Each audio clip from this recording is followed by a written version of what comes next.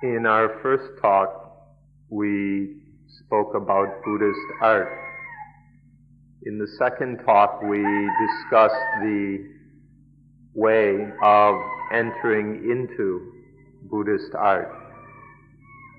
Today we will speak about training the mind in order to have and use Buddhist art. It's an art to train successfully, and then it's to use that beneficially is an even greater art. So there is art in both the training to train successfully, and the highest art is then in using it beneficially in everyday, ordinary life. We can put this briefly by saying it's the art of using our breathing advantageously in all the responsibilities and work of our everyday life, to train so that we can use the breathing beneficially in all the responsibilities and activities of ordinary life.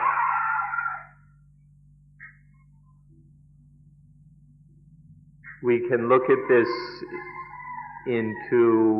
from two perspectives or in two aspects. That of being a body of knowledge and understanding, a body of human knowledge. Or we can look at it as being culture, a culture which comes down to us from very ancient times. We can say this because when we look through the history of this, of using the breath, of meditating with the breath, we see references to very ancient times. Even in the earliest times when humanity was first making progress in culture or in its development, our primitive ancestors living in the forests and caves were able to make use of the breathing on a certain level, on the level appropriate to that stage of development.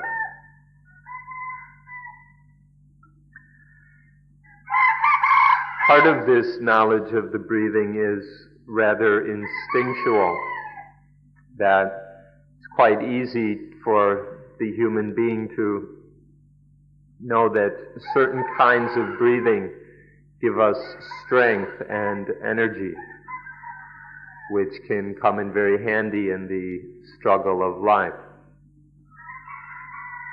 And so, based on that, human beings have struggled to gain some mastery over the breathing and use it to their benefit. And then the times came when certain men would go off into the forests, into the wilds, as hermits and ascetics and such things. And these men would meditate and explore quite deeply the possibilities of the breathing until they understood it more and more deeply, until it became a certain science, a particular branch of knowledge of humanity. This knowledge and understanding of the breathing then developed further until reaching its highest point or stage in the Buddha's time. But this isn't to say that it was only the Buddhists who understood this. This knowledge and practice with the breathing was very widespread all the different religious groups and spiritual seekers had knowledge of this. It was widespread and widely put into practice. It wasn't just limited to the Buddhists. Now, when it was in general usage, the common or neutral term for this body of knowledge was pranayama, to control the breathing or mastery of the breathing. And this was being used for training the mind for certain religious or mental benefits. This knowledge developed to its highest point in Buddhism and has since then come to be known, or in this one particular form has come to be known as anapanasati bhavana, development of the mind through mindfulness with breathing in and out. This was these various practices with the breathing were then put in their highest form, the most scientific and systematic approach. And then, since then, there has been no one has been able to come up with a better usage of the breathing. So we say that the highest development of this breath science, breathing science, came in the Buddha's time. Now please understand that this is a science, but it's a science of the mind. Nowadays, when we think of science, we almost always think of material science, physical science, to the point that we think science is merely about material things. But one should be aware that science, there's also a science of the mind, such as this mindfulness with breathing science. But it's not just of the mind, because life also includes the body. So there must be some proper understanding of the body as well. So this is the kind of science we're talking about. Please understand that mindfulness with breathing is a kind of science. It has the methods and the systematicness of a science. When we speak of science, we generally mean something that will bring us certain material benefits. When we think of science, we think of something that's going to uncover material benefits for us. But when we speak of art, we speak of something that has to do with beauty, which has to do with balance and harmony, with great subtlety, refinement, and skill. So art is something higher, more refined, more beautiful than science. And so we speak of mindfulness with breathing then as an art. Science aims at material benefits, but art aims at beauty, at subtlety, at refinement. And this is what mindfulness with breathing is about. It's an art of living in this world in the way that brings the best results. However, it's possible to use both the art and the science together. We can bring them together in ourselves, in our way of living, so that we have both the science and an art, and the art. We can have these in the way we live our lives, both science and art. We can have a life which is anapanasati, a life which is mindfulness with breathing all the time. In this way, our life will become both a science and an art. It's possible to have a life which is governed and protected by mindfulness with breathing all the time. We need to train ourselves to this level. Our lives are filled with thinking, speaking, and acting. We use these three words as a basic way of explaining and examining what we do in life. We think, we speak, and we act. We need to speak, act, think, speak, and act, and deal with our thinking, speaking, and acting by having mindfulness all the time. Our way of dealing with these basic activities of life is to be mindful. And we can do this through mindfulness with breathing. Now, one can have anapanasati all the time when one's thoughts, speech, and actions are always done with mindfulness of breathing in and out. If all of our thoughts, speech, and actions are done with this mindfulness of breathing, if one is well practiced, well versed, expert in this, then our lives will be lived through this mindfulness with breathing. Now,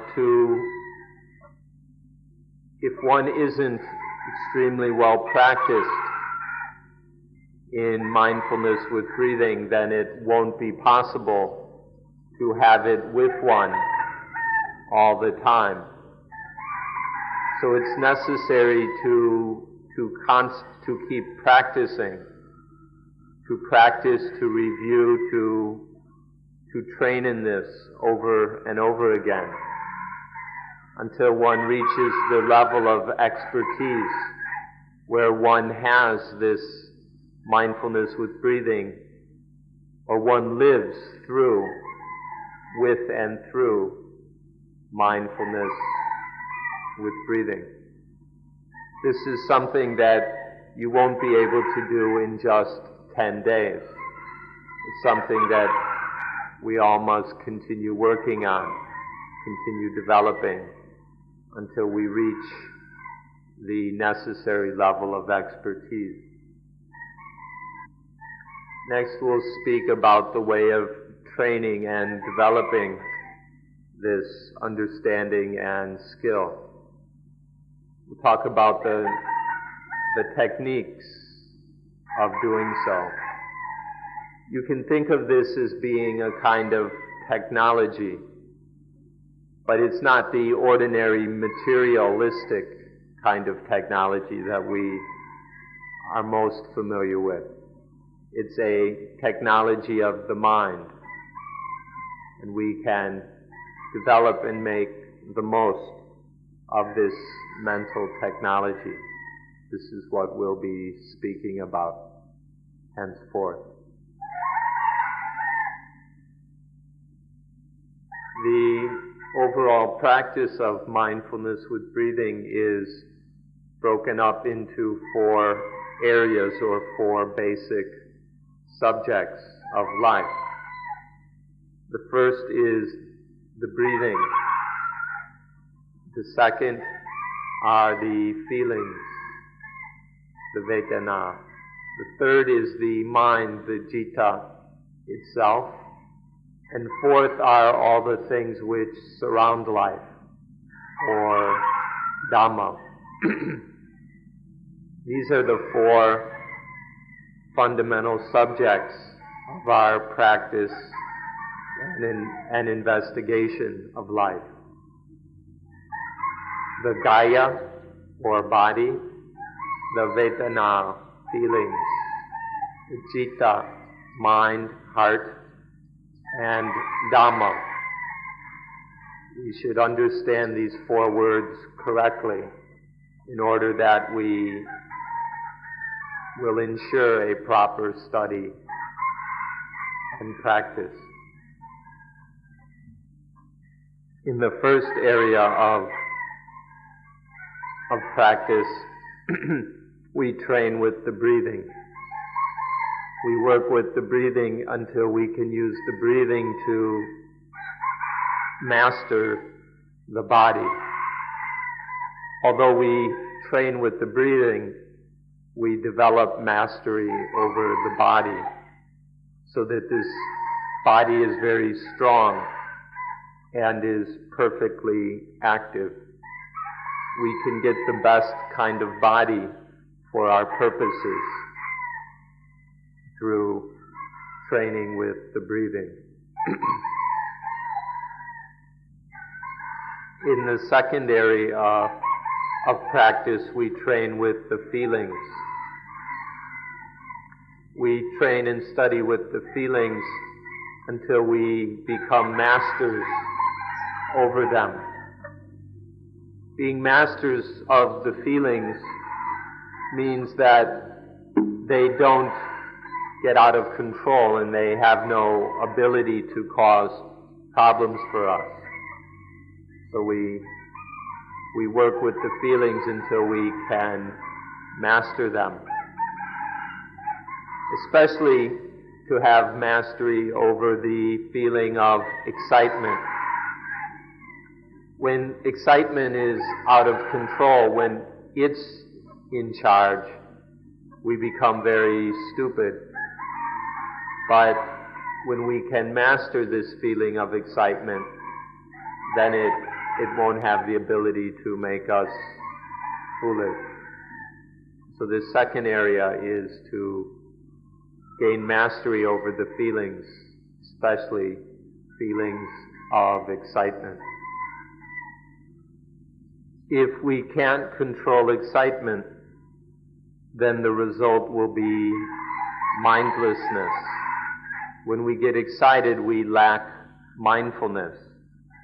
And when there isn't mindfulness, then we fall too much under the power of positive and the positive and the negative. And then our mind gets into very foolish circumstances, what we call the defilements of greed, anger, and delusion. And then this leads us into all the different kinds of problems that we meet in life. This is what brings on dukkha.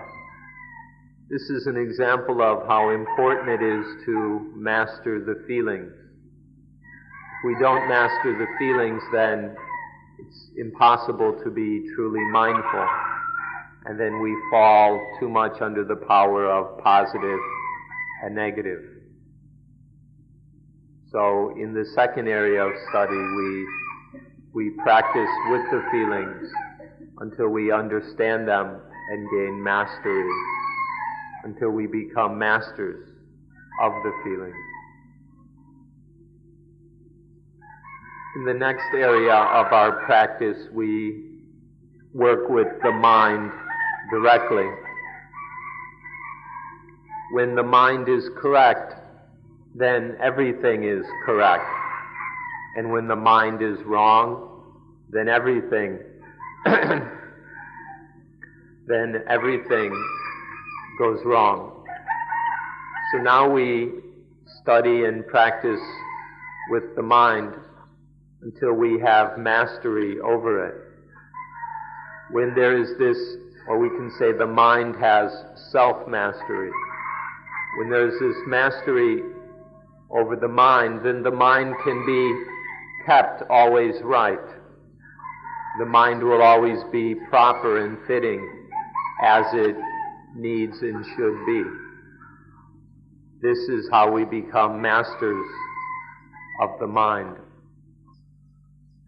The fourth area is to study and train with all the things that surround us, which here is called Dhamma.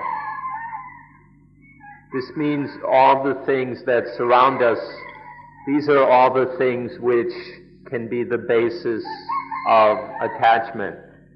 All the things which are ready to deceive us and trick us into attaching to them. These here are all called Dhamma. Now Dhamma, the way it's used in this case, isn't the Dhamma which is the correct practice, the doing of our duty that allows us to live in the world without dukkha. This is another meaning, the meaning of Dhamma that means everything. All the things, all the natures which surround us and which we attach to. In this area now we train and study all of these things. We practice with them until they have no ability to trick us into attachment. Then the mind is above all these things. The mind has mastery over all these things which surround us to the point where they can no longer trick us. We can summarize all this by saying one becomes master. One gains mastery over all these things. One gains mastery over the body. One gains mastery over the feelings. One gains mastery over the mind itself. And finally, one gains mastery over all the things that surround us. In short, one becomes master of everything. One has mastery over all things. And therefore there is nothing which can become a problem for us.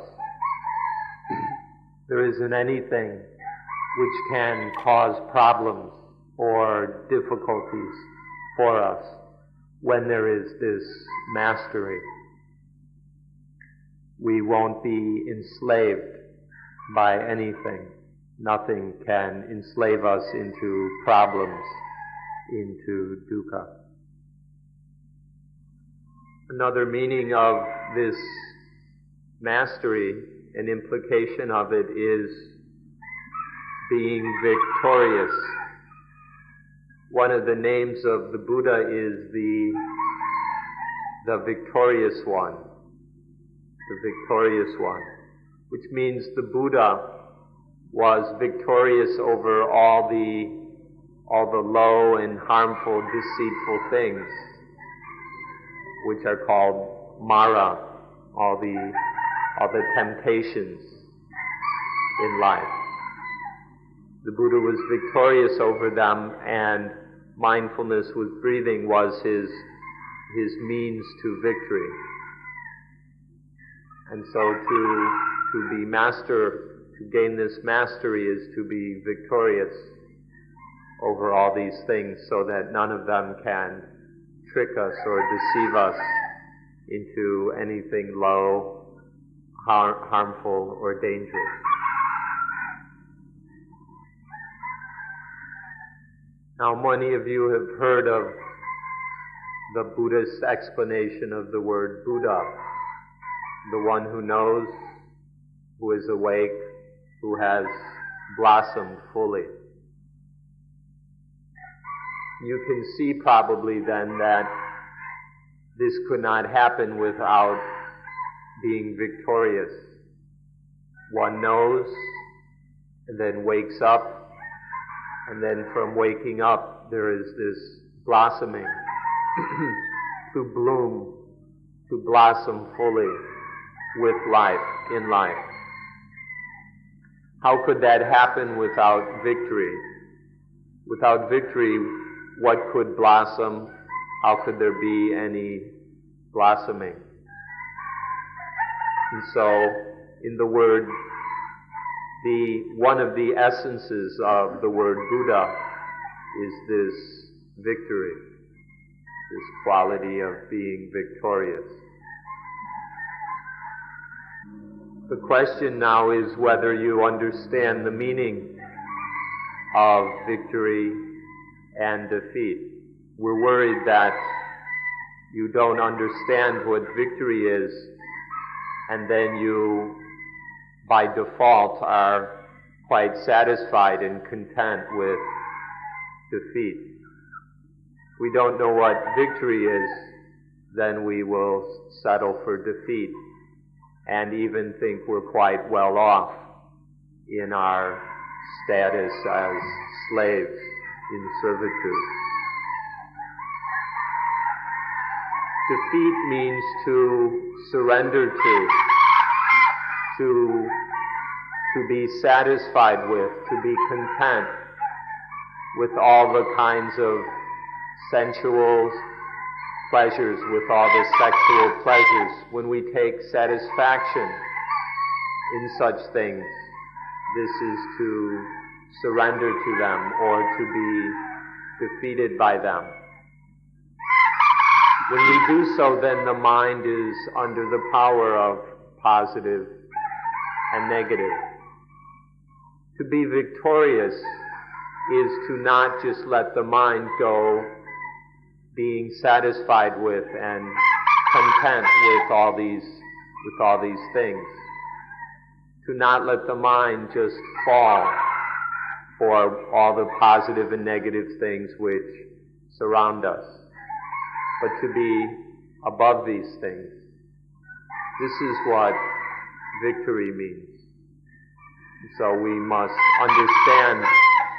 understand what is meant if we're going to have a choice between victory and defeat. Otherwise, we just settle for defeat. Laughing at the positive, crying at the negative, under the mercy of these positive, negative things, in servitude, in slavery.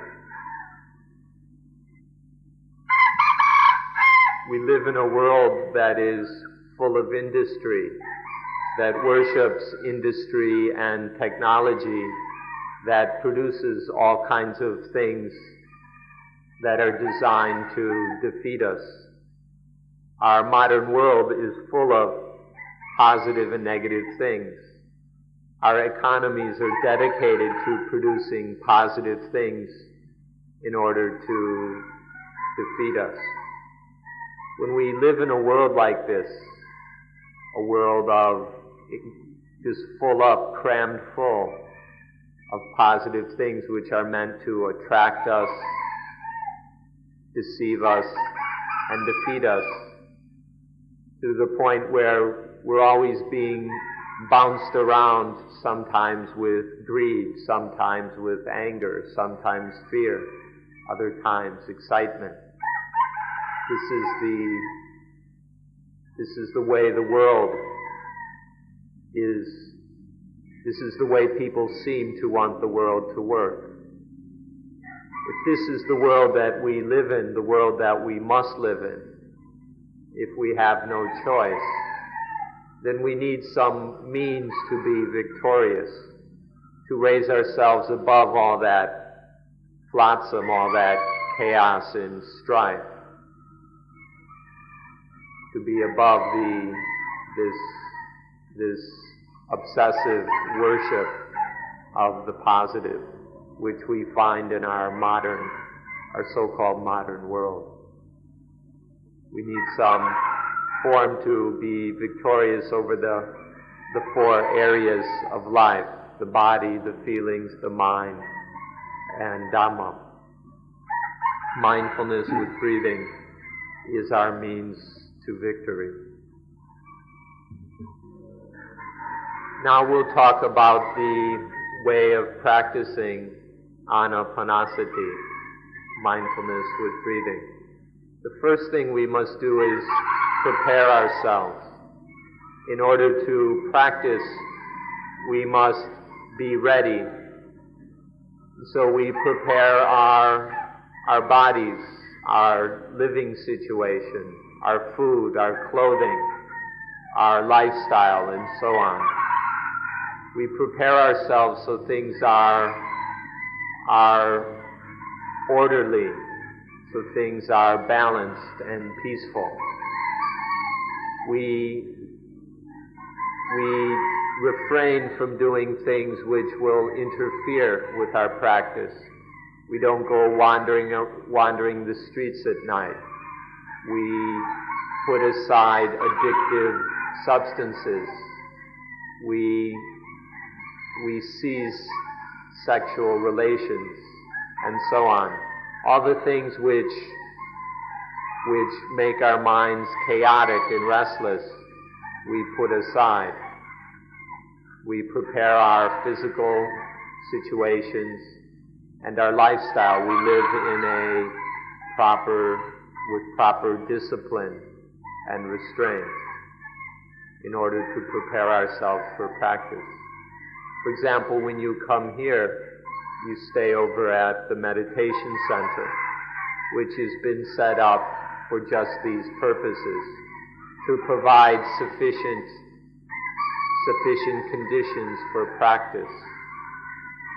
So while you're here, please make proper use of the facilities and stay within the discipline that is asked of you. This will enable you to prepare yourselves to be physically and mentally ready to practice mindfulness with breathing. Discipline is very important and necessary for our practice. To have disciplinary rules and regulations are necessary. So please understand these, understand their necessity, and follow them wholeheartedly so that you are ready and able to practice correctly. The next thing we need to prepare are our bodies, to prepare our noses with which we breathe, and to prepare our breathing so that all these things are in order.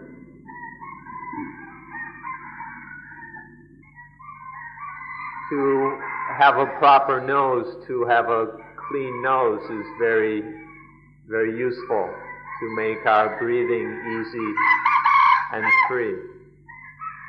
The next thing we need to have is a suitable place. We need to find a place that is relatively free of disturbances. You won't find a place that is perfectly free of disturbances. One shouldn't be so attached to perfect conditions. One merely need find a place that's quiet and peaceful enough. Then the next thing to prepare is our posture. For practice, we need a suitable posture, especially one that is stable. We need a secure, firm posture, one that won't fall over, one that will support us as we practice. Now there are postures which are too tense, which are too forced, and then there are those which are too loose. One needs to find an appropriate posture. One shouldn't force it too much or be too loose, too easygoing. Traditionally, the posture that is recommended is the lotus posture. Although for some of us it's not yet proper, some of us can't yet sit that way comfortably. but we should give attention to developing a proper posture, one that is very secure and stable, one that is convenient physically and mentally. As we develop this proper posture, then it makes our practice easier, things go more smoothly with less difficulties. The Chinese have the same difficulty as the Europeans. They've grown up sitting on chairs, and so they find it difficult to sit on the floor. So the Chinese have tried to deal with this by meditating on chairs. However, the results have not been very good. And so the serious meditators then learn to sit in what they call the Indian style. The Chinese refer to the meditation posture as the Indian style or Indian posture. This is something, once you try it, you'll see how firm and stable it is. Instead of wobbling on a chair, one sits firmly with one's legs folded in front of one, and then you can put your hands on your knees. If you do this, you'll see that it's very stable. It's impossible to fall over. If you sit in the right posture, even if the mind becomes semi or unconscious, or the mind goes into the subconscious, you still won't fall over because this posture is so naturally stable. This is the posture that's recommended for ease and convenience in practice. We'd like to take a little time to examine some fine points of posture. We once saw a picture in the National Geographic magazine of someone sitting in the diamond posture. We'd like to speak most of all about the diamond posture, in which each foot is on the opposite thigh, and then one's hands can be on the knees in front. There's a picture of a carving in rock, which is 4,000 to 5,000 years old, of this. The original is probably in a museum somewhere. We think that this may have originally originated in Egypt and then came to India. But the Indians have known how to sit in this way for 4,000 or more years. It's a very ancient and important posture. Now, some people feel that this is too strained, and so they prefer to sit on chairs. But to sit in a chair is a little bit too loose, a bit too sloppy. It's important to develop a posture which is more convenient and reliable. So we'd like you to now take a close look at the diamond posture. Please watch me. Traditionally, the diamond posture is considered the ideal posture. It's the most stable, the most balanced, and so on. But some people find it too strained or too difficult. We'd like to advise another posture which is neither sloppy nor strained. Instead of sitting with each foot on the opposite thigh, as in the diamond posture, you can watch as we do this. You can put one foot on the other thigh, and then the other foot under the knee. Then, instead of trying to make yourself sit up perfectly straight, you can take each hand and hold it on your cheeks. Just cradle your face in your hands in a comfortable way. And then you can bend down and put each elbow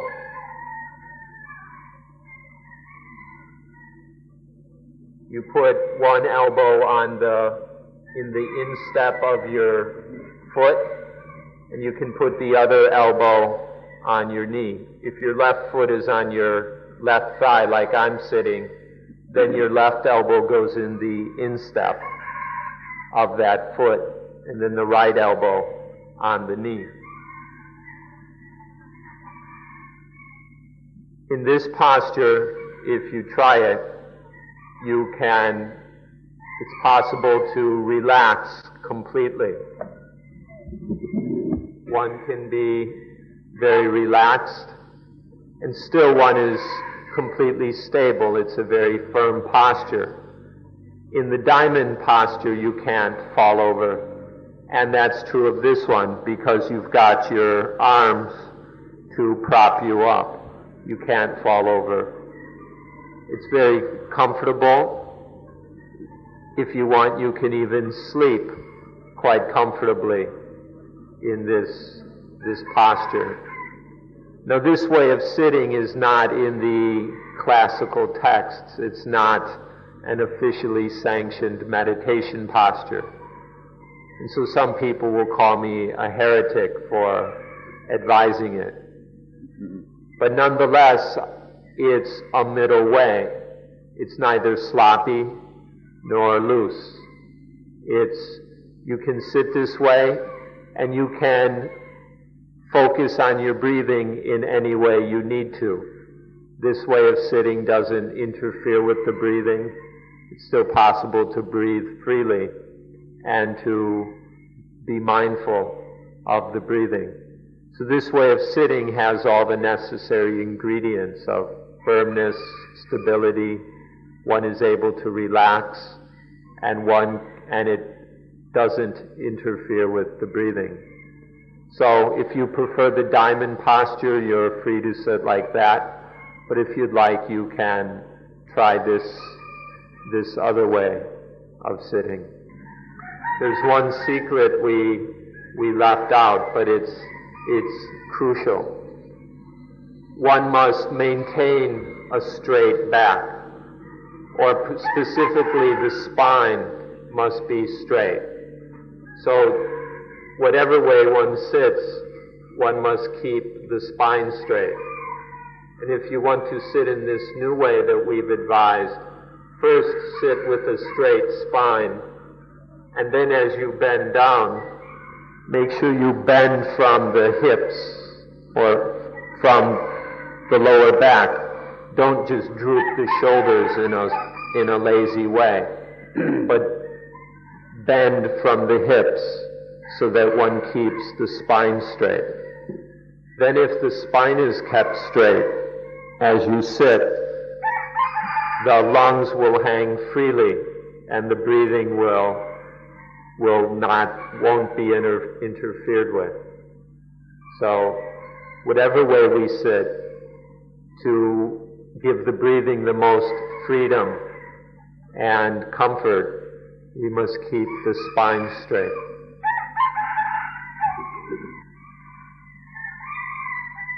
So you have the freedom to choose whichever posture works best for you. The one that is most comfortable, most stable, most relaxed, which is neither too tense nor too loose. You have the freedom to choose what works best for you. Now the next thing is to become mindful of the breathing, to establish our awareness on the breathing. We use the word be aware of the breathing or pay attention to the breathing. But the purpose here is to study, to thoroughly investigate the breathing. And so it's not just one must understand the words pay attention with sufficient detail and depth. One doesn't just watch in a kind of lazy or glazed over way, but one actually studies, one investigates the breath, all the different possibilities of the breath and how they are. One carefully investigates all the things associated with the breathing. The Buddha used the word sikati. Sikati means to study, to train, to work with something thoroughly in order to understand it completely. So please understand the words awareness or pay attention to comprehensively, as we've explained. So we study all the different kinds of breathing. We investigate the long breathing and the short breathing, the coarse breathing and the smooth, subtle breathing. One carefully pays attention to in order to investigate until one knows these different kinds of breathing inside out. Now here we study by actually feeling, by actually experiencing these things. One isn't just guessing and estimating by using thought, by figuring out the breathing, but one watches it, one experiences it thoroughly. This is how we investigate the breathing until we come to the point where we know the nature of the breathing. Now the essence of this understanding is to observe, to take note of how the different kinds of breathing influence the body. Every kind of breathing has its particular effect upon our physical bodies. And so we must investigate this carefully to watch how each kind of breath affects, influences, changes the body until we realize more and more deeply through our own experience, not just by thinking, but through feeling this, we see how the breath and the body are inseparably interrelated. We see that whichever way the breath goes, the body follows in that way, until one sees quite clearly that one can change, one can manage the body by using the breathing. This is the thing we must learn from our own experience of breathing in and out. So in the end, we come to realize that there are, we can say, two bodies or two groups. The Pali word here is kaya, which can mean body or group. There's the flesh body and there's the breath body. And to see that these two are interrelated, that what we call our physical body has this flesh body and this breath body, and to see how closely related they are and how the breath body can control the flesh body. In the Pali, the Buddha called this sapakayang pati sangveti, which means thoroughly experiencing all bodies, which means this flesh body and the breath body, experiencing them together, how they're interrelated and how the breath body influences the physical flesh body. Some of the English translations translate the word sabba incorrectly. The Buddha clearly used the word sabba kayang, which means all bodies. But for some reason, some translators translate it as the whole body, although there's no grammatical basis for this translation. Sabba means all, it never means whole. So the meaning here is all bodies, which is the flesh body and the breath body together. And so experiencing this secret that it's not possible to adjust the flesh body directly. You can't just tell it to be relaxed and calm and peaceful. It doesn't work. But what one can adjust the flesh body on a very deep level using the breath body. As one understands this interrelationship more and more, this secret can be used to calm the flesh body more and more. So this is the secret of the first tetrad, the first 4 lessons of mindfulness with breathing. So now we can summarize what we've been saying by saying one is master over the body. We have a body which is fresh, relaxed, healthy, peaceful. We have just the right body we need for further practice of meditation. This completes the first tetrad. And an important word here is the word gamaniya, which means active, that we have a body that's ready for further practice of meditation. It's the body that's fully prepared and ready to be used as we need to.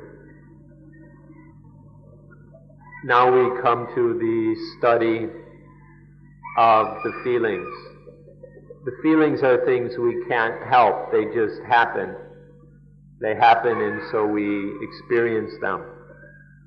Now, as we've been practicing all along until gaining mastery over the body, then it just is natural that various strong feelings will occur.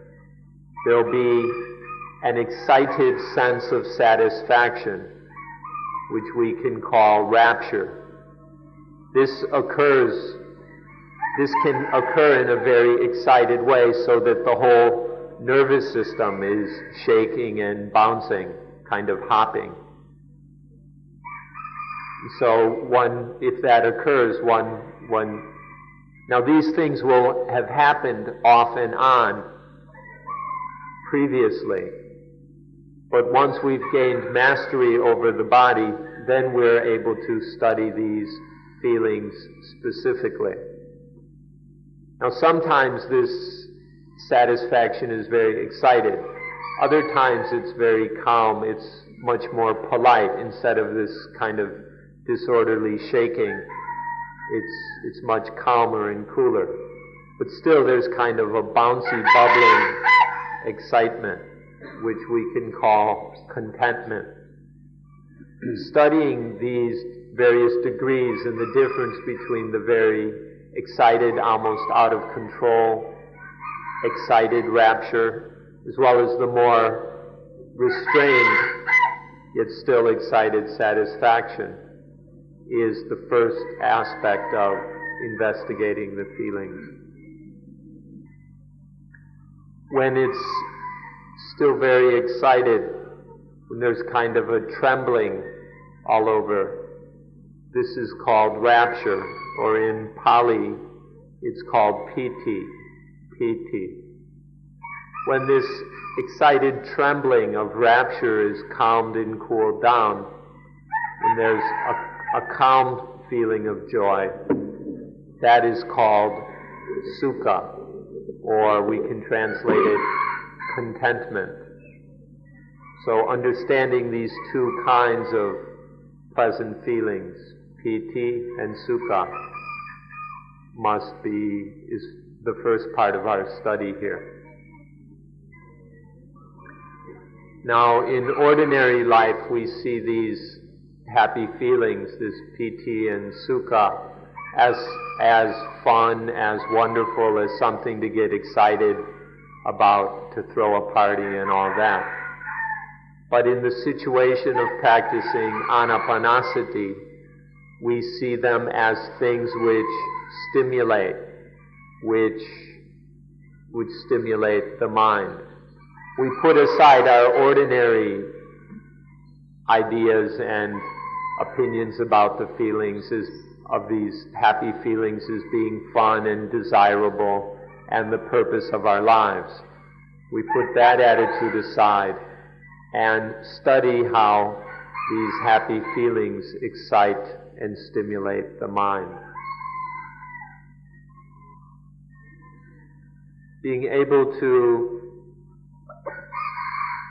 control these feelings means that we can control our thinking. If we have mastery over these feelings, then either we can control thought so that there's no thinking, or we can make sure that thought only goes in a way that is useful, which is of value and benefit. If we just let the feelings excite and stimulate the mind, thinking can go all over the place. But if we learn to control the feelings, if we can master them, then we can either stop the thinking or keep the thinking on a beneficial and healthy course. The brief formula here is we can control the mind by controlling the feelings. We can control the citta by controlling the vedana. Next we come to the citta, the mind or the heart. This is to master the mind. This is a very difficult practice. The way of practicing here is quite refined and hard to do. First, we experience all the different kinds of mind. We experience the mind in the many different forms it takes. Then we make the mind, we put the mind in certain states. We force the mind, or we control the mind so that it's in certain ways. This is the essence of training with the mind. So first we get to know all the different minds that we have experienced. All the different minds that we have experienced in life, we are likely to come back, and we experience these various states of mind. Not only do we experience these states of mind, but we use them to get an understanding of the kind of mind we haven't yet experienced, the mind of the Arahant, the being who is totally beyond greed, anger, and delusion. So for example, when there is lust in the mind, we experience that lustful mind. And then we can also begin to kind of estimate or guesstimate what the mind is like when there is no lust. When there is anger, we experience that angry mind. And then we can also imagine what the mind is like when there is no anger. The same way with delusion. So we experience the different states of mind that we're used to. And then we also use this to get an understanding of the mind of the enlightened being. And all of this is for the purpose of understanding the mind. So we study the mind in these various different states. An example of how we do this is, take for instance love. First one experiences how love bites the heart. One feels, one experiences that biting of love. And then when this love fades away, one experiences how the heart is free of that biting. These one can experience directly. And then one also can get an understanding of what it would be like when love cannot arise ever again, when this erotic or attached love can never happen again, how peaceful and joyful the mind will be. This is an example of all the different kinds of things that can arise in the mind, to explore them in this way in order to understand the mind thoroughly. Now, once one has studied all these different manifestations of the mind, then one trains in mastering the mind. The first way to do this is to delight the mind with Dhamma, to make the mind delighted, contented, satisfied with things that ought to delight it, which can delight it, make it happy in a safe way. So this is the first way of controlling or mastering the mind. Then second, we master it by concentrating it, by making the mind stable, clear, and active. And then after doing that, we gain mastery by liberating the mind from all the things that it is attached to. These are three ways of mastering the mind. In short, one is master over the mind. Being master of the mind is something truly wonderful. It's a truly excellent ability. To be master over the mind is to have reached a very high stage of understanding and practice. So one should try to do this. One should give one's effort to this so that one can realize this excellent ability. When there is mastery of the mind, then the mind can be maintained in a state of stillness. The mind can be kept in a silence and peacefulness, in correctness, so that nothing can shake it or trouble it or manipulate it. So this is practicing for mastery of the mind. After practicing cittanupassana, contemplation of the mind, until there is mastery of the mind, then we move on to dhammanupassana, contemplation of Dhamma. This is to gain mastery over all the things which surround us.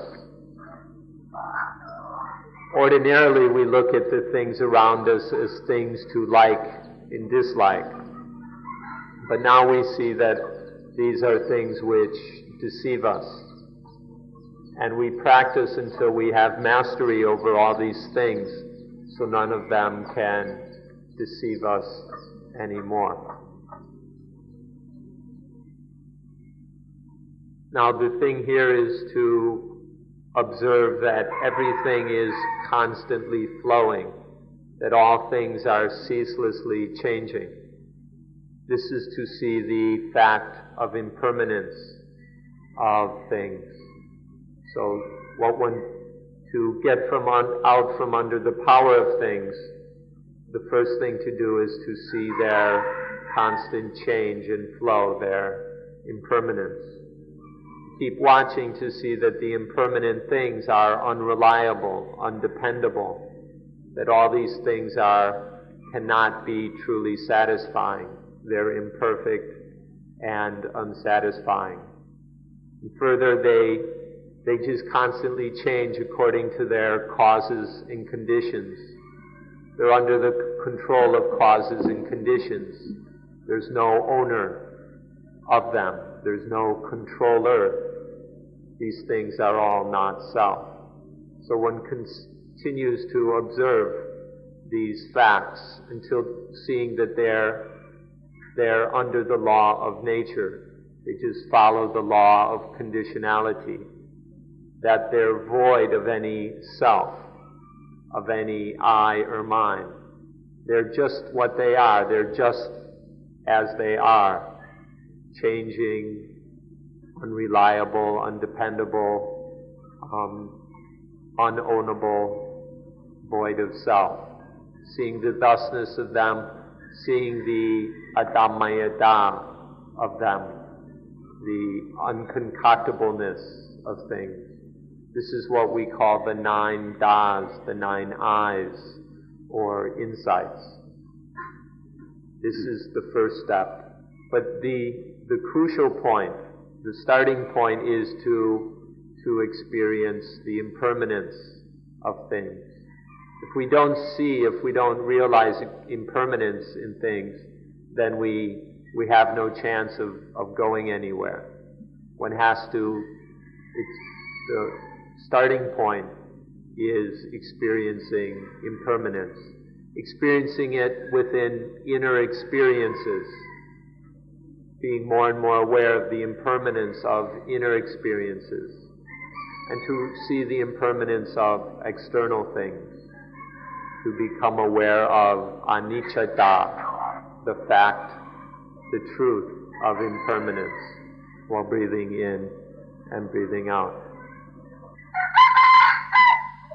So as we see, the more we see impermanence, the more it just continues to seeing all the other facts about things, their unsatisfactoriness, selflessness, voidness, thusness, and so on.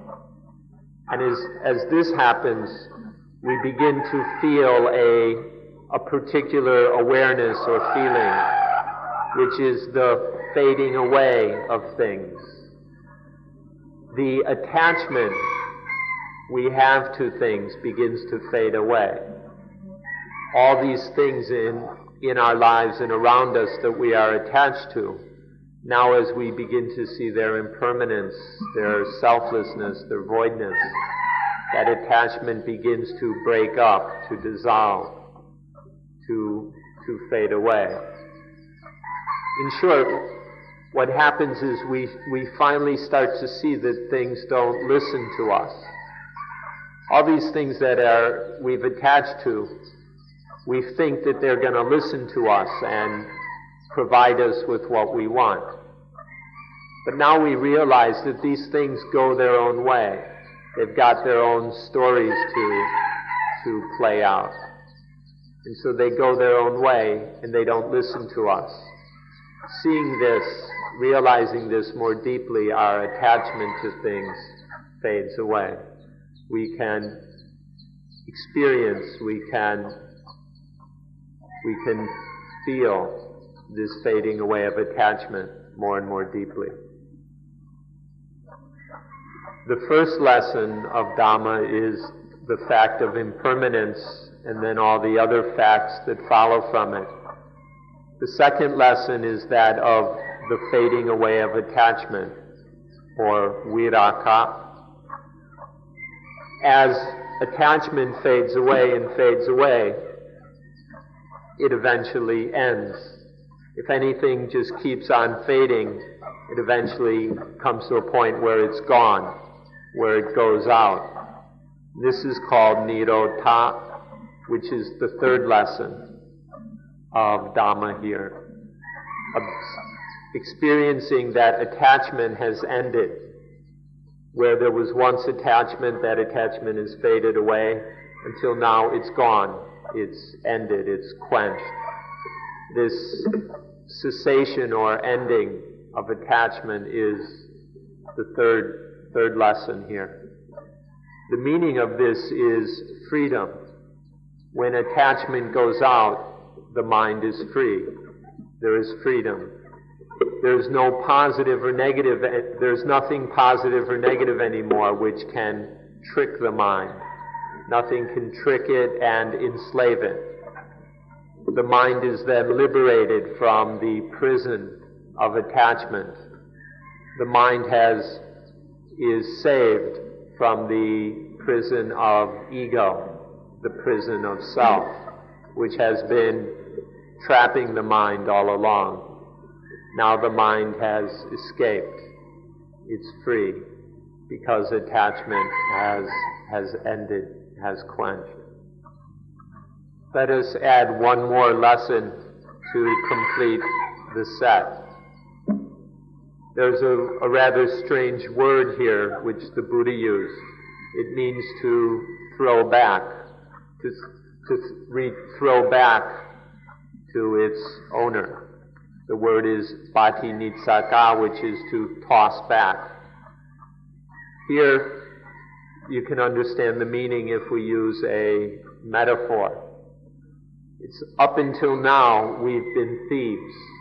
We've been stealing all kinds of things, saying this is me, this is mine, claiming all kinds of things which actually belong to nature, to Dhamma. And so thus we are thieves. But now that attachment has ended, we realize we stop claiming these things to be I and mine. And so it's like we're tossing them back to their rightful owner, to nature, to Dhamma.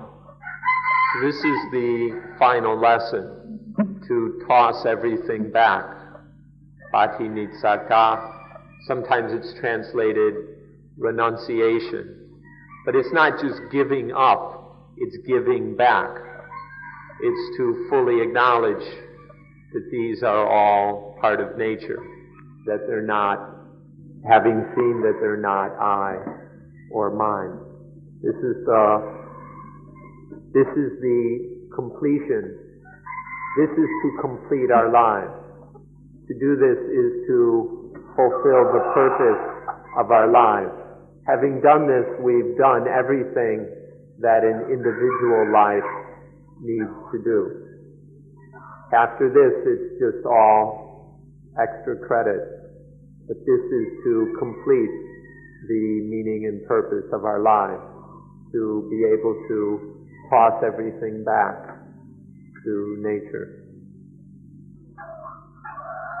So to summarize, we practice until we are masters of the body, masters of the feelings, masters of the mind, and master over all the things in life, all the things in nature which have deceived us and tricked us into falling for the positive and the negative.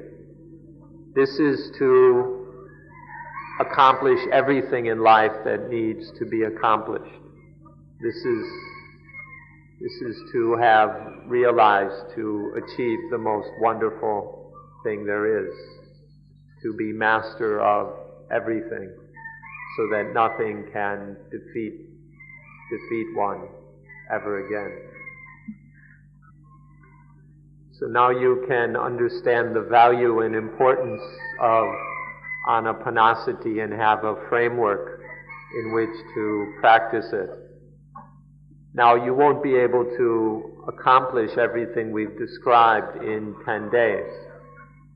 It's necessary that you take what you've started and continue to practice every day to keep developing this further and further, so that more and more we have anapanasati as our partner in life, to have mindfulness with breathing as our partner, so that more and more our lives are above all problems, so more and more our lives are free of the tyranny of positive and negative, less and less trapped in ego. Last of all, we'd like to take a look at how anapanasati brings us to the art, or how it is art. First, it enables us to exist with things which are constantly changing, without any of those things causing us any dukkha. Anapanasati enables us to live with things which are constantly changing without them being a problem. We can live with things which cannot be attached to. There are all these things that we can't attach to. As soon as we try to attach, they bite. And so now we are able to live with them, with all these things which are impossible to grasp at and cling. And finally, this art enables us to live in a world full of crazy people. Don't take this as being a crude statement, but the world is full of crazy people. People who are crazy with selfishness, obsessed with their own benefit. People who are full of attachment and spend their entire lives just seeking their own benefit. People who are obsessed with selfishness. The world is full of crazy people. Anapanasati this art will enable us to live in this world full of crazy people without them being of any danger to us. There's nothing much we can do about it. There are going to be crazy people in this world, no matter what we try to do. And according to the material progress in the world, there will be this craziness, this selfishness, and obsession with personal benefit. But this highest art will enable us to live in a world full of crazy people without being harmed by them. Finally, with this art, life won't bite its owner. Our lives will not bite their owners. Then we'll have realized the highest success in life. A life that is, instead of biting itself, a life that is blissful and useful.